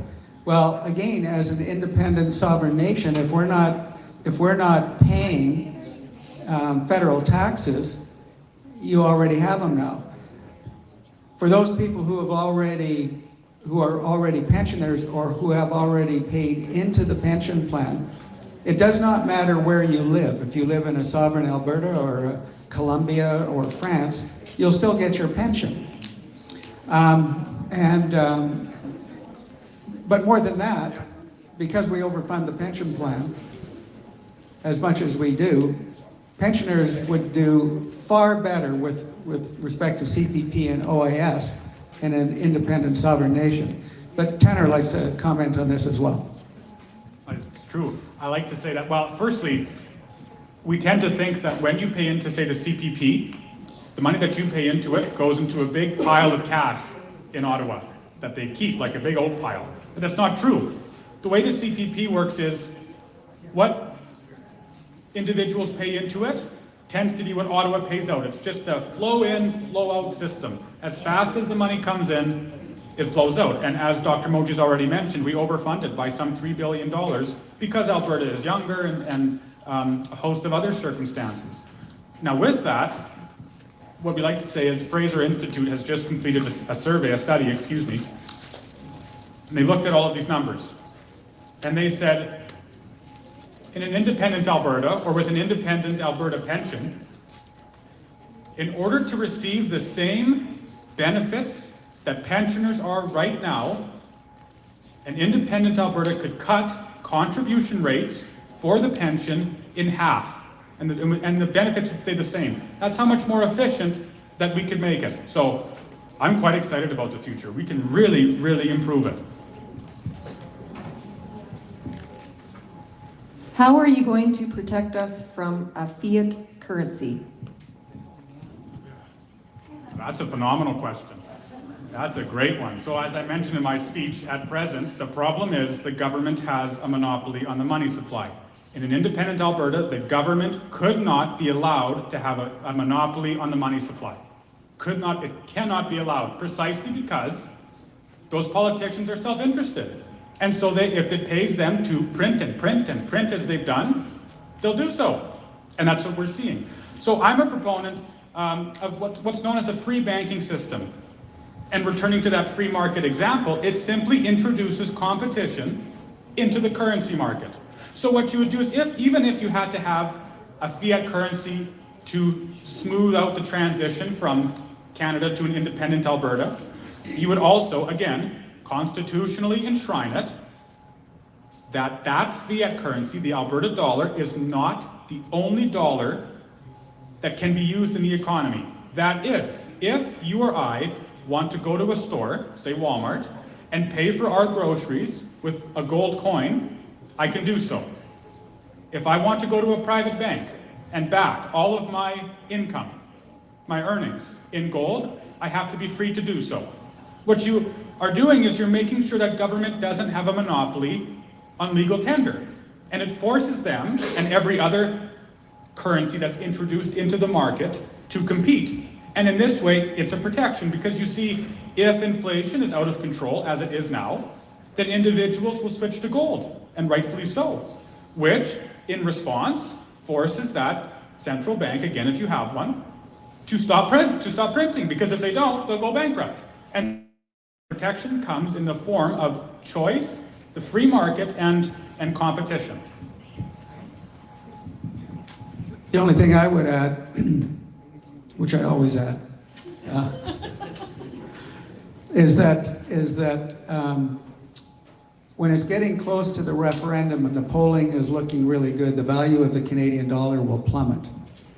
And so you might want to, and this is not financial advice, you can seek financial advice from your financial advisor, but you might consider, when we get to that point where the referendum is pending, and if you think that it's going to be successful, and we believe it will be, you might want to put your Canadian dollars into a stronger currency that won't be affected when Alberta becomes an independent nation. What will happen to free trade when we achieve independence? You sure? Oh yeah, you go ahead. Well, as it stands right now, some 95% of our trade goes south of the border. With respect to trade around the world, of course, we need access to tidewater, and there's a number of things that are already shipped from Alberta to tidewater.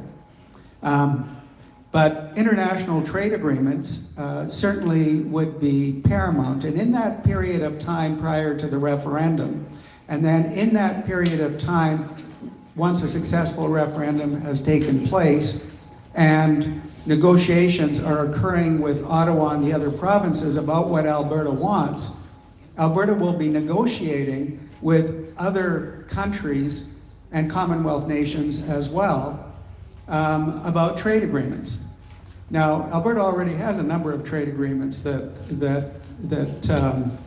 are unique to Alberta, and that would just simply be enhanced. So I don't know if that sufficiently answers the question. Anything you want to add to that, guys?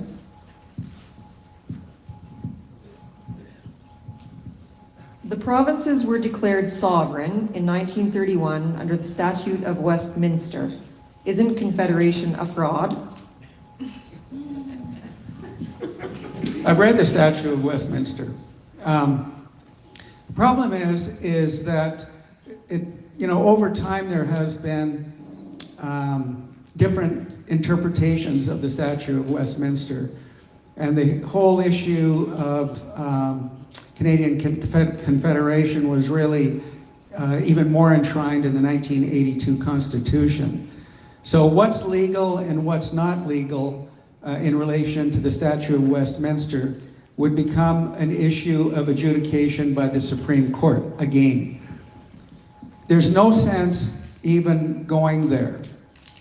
We have a legal path forward to get Alberta out of Confederation, and we should just rely on that path forward and not worry about the Statute of Westminster, in my opinion. A question that we always get is, what is a chapter and how do I start one? So Dennis talked about the chapters when he was doing his presentation, and as he said, we assumed that we would get, between 50 or 80 and 100 of those chapters. And right now we have 130 formed chapters, and we have, I think, 49 on the list ready to get going. So I'm not mathing today, but you can add those up. So what happened was we had one education coordinator, which was myself, and then we needed to have regional directors because it was just too much. So now we have 6 regional directors that are coordinating the chapter leaders in their regions. So that said, we provide the chapter leaders with all of the material that they are going to need to be successful in promoting the message for a free and prosperous Alberta. We give you all of the rack cards and petitions and membership forms and support in order to facilitate your success. There's videos on our platform, the communication platform that we use, and you have access to all of those. You have access to all of us, and you have access to each other. We are willing to do what it takes to facilitate your success, because facilitating your success furthers this cause. So that's what the chapters are. And if you're interested, Naomi Smart is a chapter leader from Pincher Creek. She's here somewhere. Erin Lane is from Lundbreck Lundbreck. And I thought I saw somebody else here, didn't I? Oh, Jason. Jason's the regional leader. I forget about him all the time. But if you have questions, you can talk to those people afterwards. They'll let you know how easy it is. And I see them now. Lisa and Rick, they've been at the membership table. They are from Glenwood, and they just started their chapter on, I think it was Wednesday or Thursday. It's easy. It's relatively easy. We give you all the things you need, and we will help you be successful, because that helps us as well. How do we source people working on this project? So it's pretty easy to source people working on this project. Like I said, there's 130 chapters in 130 communities. We have, on our website, all of the board of directors is there. You can send an email to info@albertaprosperity.com. and then it gets directed to the right place. We are coming out with a toll-free number. You can call that number, and again, you will be directed to the right department, whether it's memberships or events or general information and whatnot. So as we grow, we are adding more things to make it easier for Albertans to get in contact with us. So if you have questions or you want more information, we are here for you. And that's the difference between us and anybody else.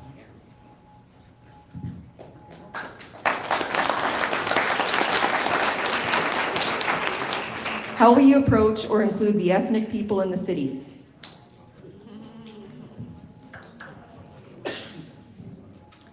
We're all ethnics.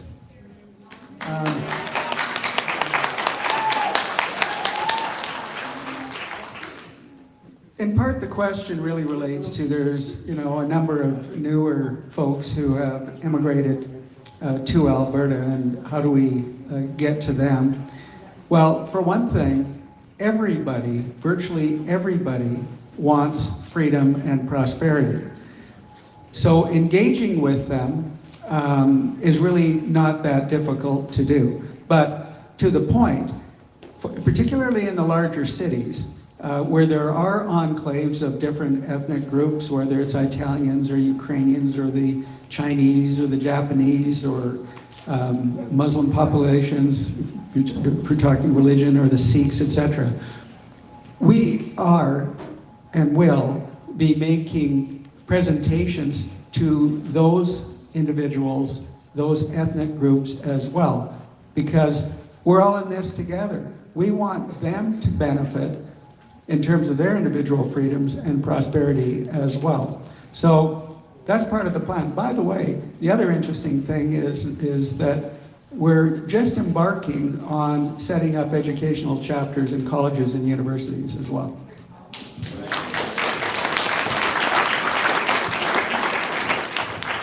So on that topic, last year, a lady came to my cafe and she had moved to Canada from Czechoslovakia, or the Czech Republic, pardon me. And this woman was, she was older, and she was a cancer survivor twice, fairly frail looking. Her name was Yasna Beck. Since then, she's left us. She passed away in a car accident that year. She came into my restaurant to encourage me to keep going, because she moved to Canada to get away from the things that she was seeing happen to us at that moment. And she told me her story with tears in her eyes about how she would never let this happen to the Canada that she loves, that she came to so that she could raise her family in freedom. And since that day, there have been countless people approach me who have come to Canada for that reason. And they tell me, it's always a very similar story. I came here to escape this. Don't stop what you're doing, because we're not going to let this happen to this country. This is my country now. I'm here to be free, and we're going to fight with you. So when you ask about the ethnic groups, you need to remember that these are people that came to this country because of what the country was intended to be. And if Canada's not going to be that, then Alberta will. And we'll set the example for everyone else in Canada so that those groups can have the freedom they came here for.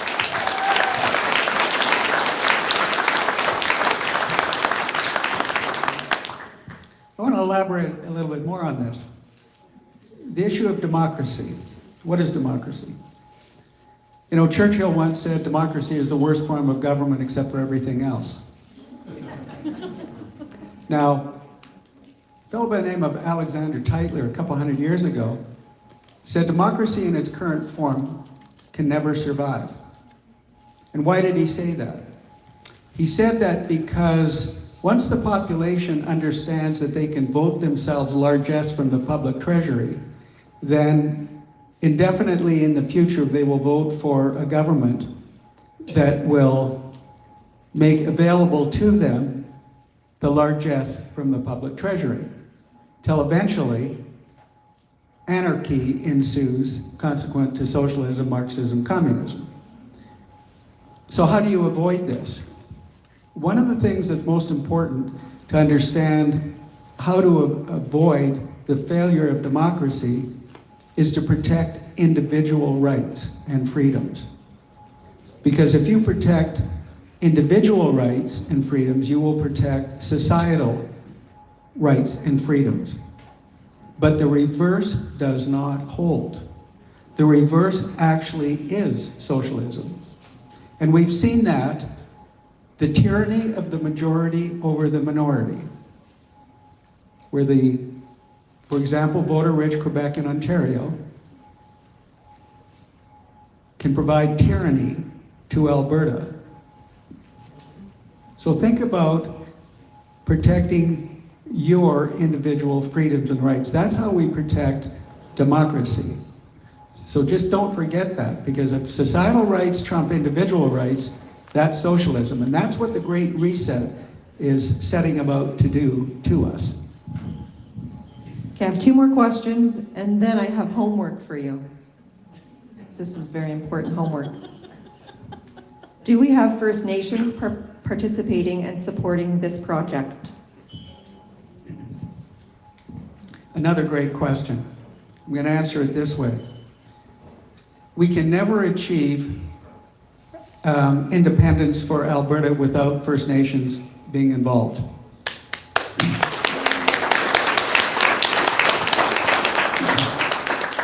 They weren't involved when Canada was formed. They weren't involved when Alberta was formed. There's been much marginalization, as many of you know. On our board is Lawrence Corderell. He's been ill lately.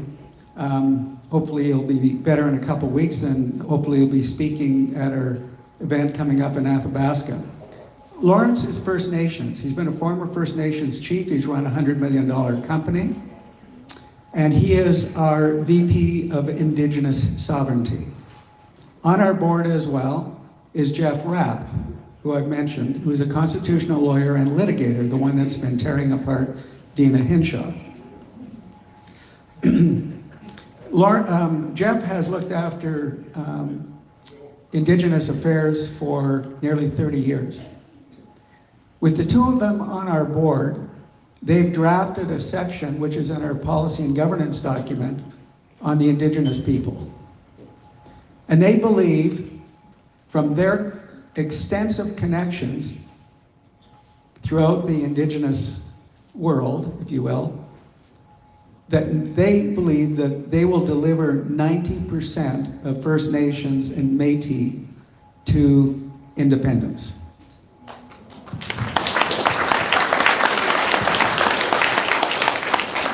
The last question is for the audience. How many of you are going to leave here today without a membership? Raise your hand now, don't be shy. That's all. You guys are dismissed. What's the homework?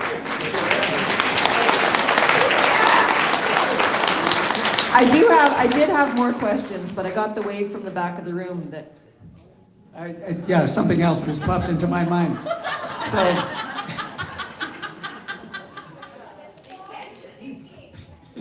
yeah, what? Any case, this popped into my mind. So on our website, and I haven't seen it yet, but supposedly on our website now is a section called Frequently Asked Questions. Now, Tanner and I and some of us have answered some 64 questions, and I know, I'm not sure if all 64 have been answered are on the website, but I think at least 32 are. We have another 81 questions to go.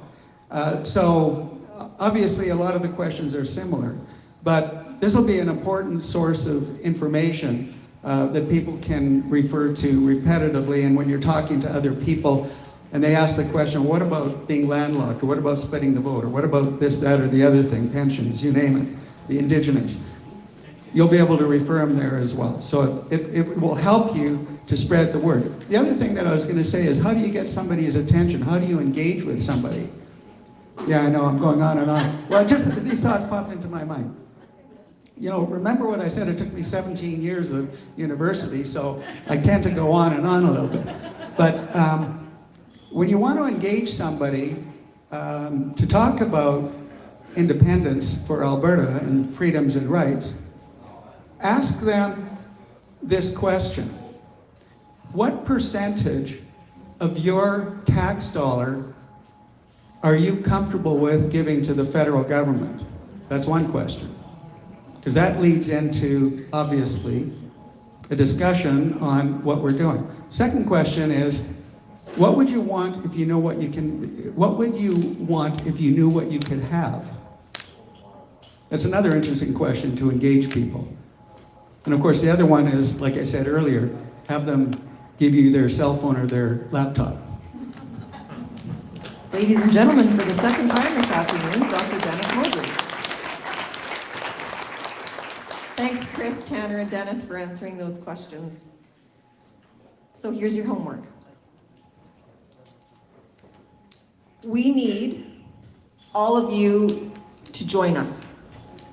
We need you to leave this event and be excited about taking back your freedom and your prosperity. We need to grow this community, this movement, this growing wave of Albertans that have had enough. This is a people's movement, and we want all of you to join. We've got one chance to secure the future of our children and our grandchildren. We have one chance to gain our freedom and our prosperity, and that is by electing an independence-minded government in 2023. So I told this story yesterday, and I'm going to tell it again, because I talked to my granddaughter this morning, and she was at the show in Medicine Hat. It was the biggest event that I'd been to, and she wanted to go to it. She's 8. She also thinks Tanner's a rock star because he told a story about chocolate cake once. Anyways, during the break, she came to where I was, and I was surrounded by a group of people, and they were asking about chapter development, and how do we do this, and what's going on with that. She tugged on my coat, and she whispered something in my ear, and then she ran back to her seat. Then when we were driving home, she said to me, "Grandma, were all those people trying to become members of the Alberta Prosperity Project?" And I said, "Some of them were, yes."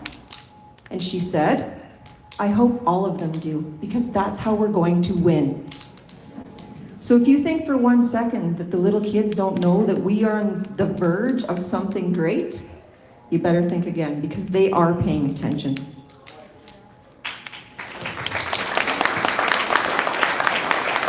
So here's your homework. You might want to take some notes. We need you to buy memberships. That's how we keep afloat. We need you to become chapter leaders. That's how we spread our message. We need you to become volunteers, because that's how we put on these events. You could start a prosperity garden. We have that on our chapter development communication platform. A community garden where you share the produce with everybody in your community. It's a way of bringing people together. We need people with vision, we need people with ideas, and we need people with energy. We need you to be the change that you want to see in this world. We have a vision for our community of Alberta, and we are building a community within ourselves. We want all of you to join. Our message is strong, and our community is growing. Our solution, with no politicians at our table, is to unite 500,000 to 1 million to 1.5 million, all of Albertans, to stand together. That's something that has never been done before. And we will be on the right side of history if we can get that done. My challenge is for you to be on the right side of history. I encourage you to be there.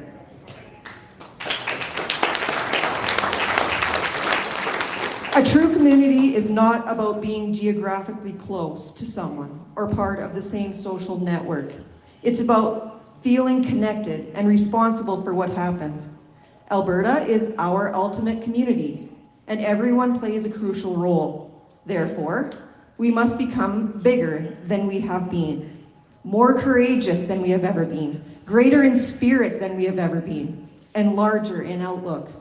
We must become members of a new race of Albertans, overcoming petty prejudices, owning our ultimate allegiance, not to governments, but to our fellow men, women, and children in our Alberta.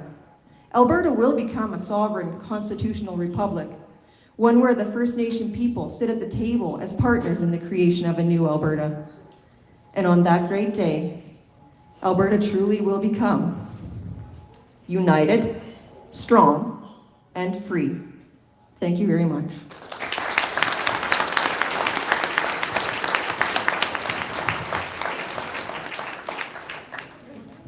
You can all have coffee now and cake and do your homework.